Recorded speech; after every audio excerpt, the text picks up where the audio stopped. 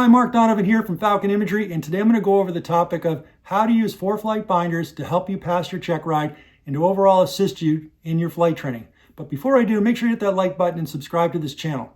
Without further ado, let's get into this.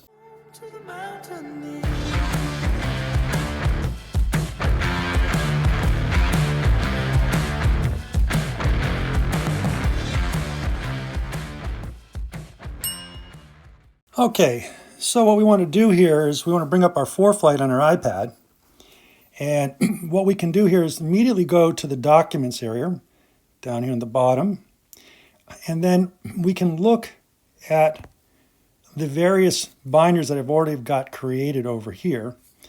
We can also see in the Imported area files that have been imported. And if we wanted to import more files, we could just click on the plus sign and we could import the files from our camera, photo library, or files.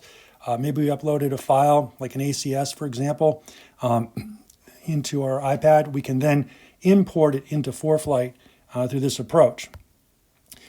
But what we're going to do today is we're going to see about creating a binder for CFI training or CFI instrument flight training. And I'm going to create this binder so that when I'm working with students on their CFI instrument rating or certificate, I'll have all the appropriate documents I need to work with them, to train them. And I can take that binder and basically share it with them so that they can create a similar binder on their iPad to assist them during their flight training, but also, most importantly, during their check ride.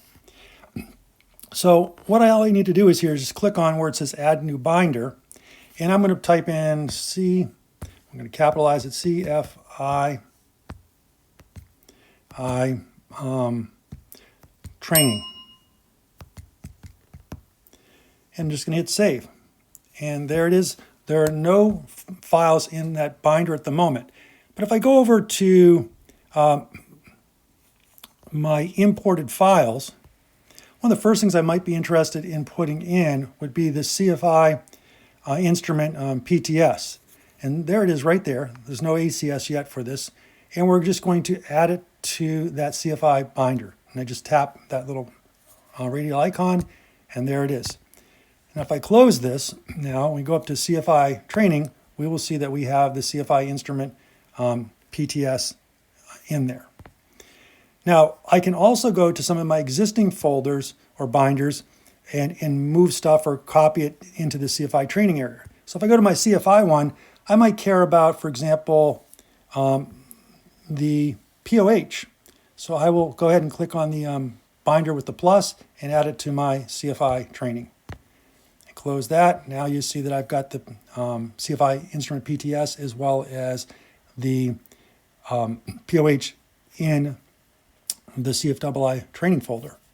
I can also go in here and see what about the type certificate data sheet. I like to have that available in there as well. I'll click on that and I'll close it.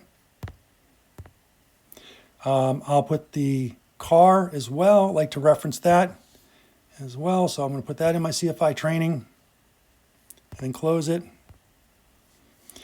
Then I'll put in the VFR legend because maybe I need to reference the VFR chart at some point.